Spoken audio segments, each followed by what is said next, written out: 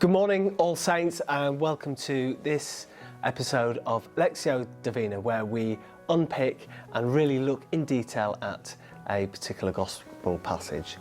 So this week we're going to look at the story in Luke's gospel, often known as the forgiving father or the prodigal son. It's a story that I'm sure most of you know and have heard many, many times.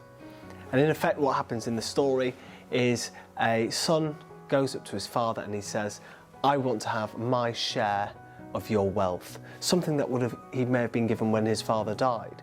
So incredibly rude. And the father gives him his share of the wealth, and the son goes to a faraway land. And he spends all of the money.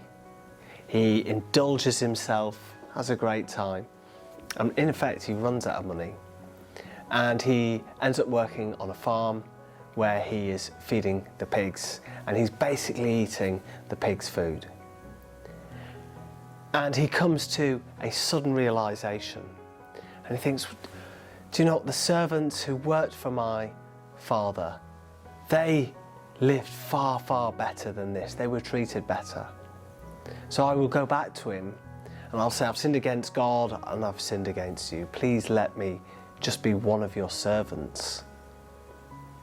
So he returns home to his father. And even when he was still a long way off, his father can see him and he runs towards his son.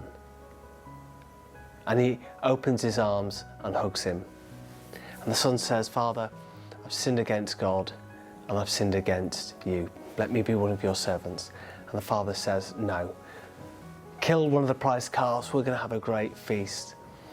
My son was lost and he's now found. He was dead and he's now alive. There's a second part of this story that we're not going to go into. We're going to focus just really on the first part of the story and what it means, and what it can mean for you, more importantly. So in this story, one of the key parts is that the son goes to a faraway land. This represents the distance that we can often put between ourselves and God in how we behave, in sometimes the bad things that we do. The bad things that the son did was he was greedy. He said, give me my wealth. He was indulgent.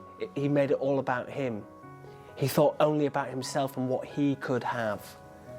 We do that sometimes. We think about what presents we're going to get. We think about what we're going to be given. We think about what pair of trainers we want or what phone we're going to get.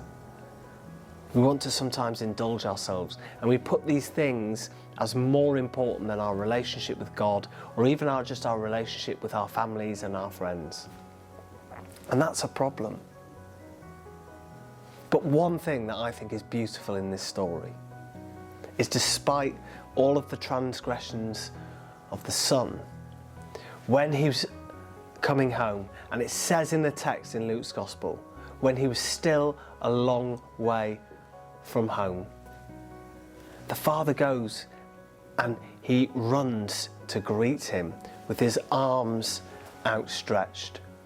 And I think that that is a wonderful image. That tells us, really, that when we sin and we seek forgiveness, we ask to be forgiven, that God will open his arms to us. But let's think about you. Let's think about also how you have to behave towards others.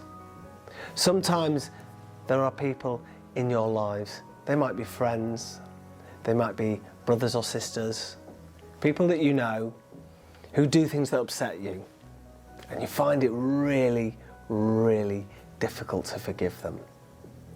We learn in this story that we have to be like God, that sometimes we have to open our arms, search deep within ourselves, open up our hearts, and forgive those who wrong us. Reach out to them. Find a way to resolve and make friends and make peace. Thank you, all saints. Have a good week.